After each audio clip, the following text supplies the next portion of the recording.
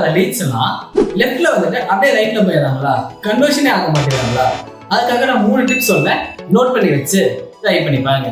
நான் சந்தோஷமா உங்க பிசினஸ் க்ரோத் பண்ணதுக்கு ஐடியாஸ் கொடுத்துருக்கேன். அதுல ஃபர்ஸ்ட் விஷயம் என்னன்னு பாத்தீங்கன்னா லைவ் சாட் இல்ல சாட் பாட். இந்த ரெண்டு ஏதாவது ஒன்று இன்டிகிரேட் பண்ற மூலியமா உங்க வெப்சைட்டுக்கு வர லீட்ஸை 80% கன்வர்ஷன் ரேட்டா மாற்ற முடியும். ஆமாங்க, பிகாஸ் வர லீட்ஸ் எல்லாருமே உங்ககிட்ட ஃபர்ஸ்ட் நல்ல என்கொயரிஸ் கேட்கணும்னு நினைப்பாங்க. அது நீங்க கால் பண்ணி லீட் ஃபார்ம் கொடுக்கறத தாண்டி லைவ் சாட்டோ சாட் பாட்டோ வச்சீங்கன்னா அவங்க ரொம்ப ஈஸிபிளா இருக்கிறதுனால உங்ககிட்ட ஃபர்ஸ்ட் இன்டராக்ஷன் ஸ்டார்ட் பண்ணுவாங்க. இதனால உங்க கன்வர்ஷன் சூப்பரா நடக்கும். செகண்ட் விஷயம் FAQ.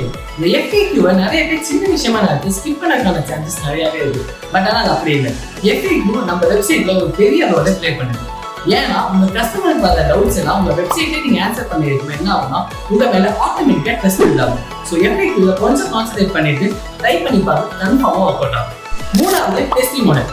எப்படி இந்த கூகுள் பை பிசினஸ்க்கு ரிவ்யூஸ் இம்பார்ட்டனோ அந்த மாதிரி உங்க வெப்சைட்ல இருக்கிற டெஸ்டிமோனியல்ஸ் ரொம்பவே இம்பார்ட்டன்ட். அதுக்குன்னு ஒரு 10-20 டெஸ்டிமோனியல்ஸ் எல்லாம் வச்சீங்கன்னா அதை பார்க்கறதுக்கு யாருக்குமே டைம் இருக்காங்க.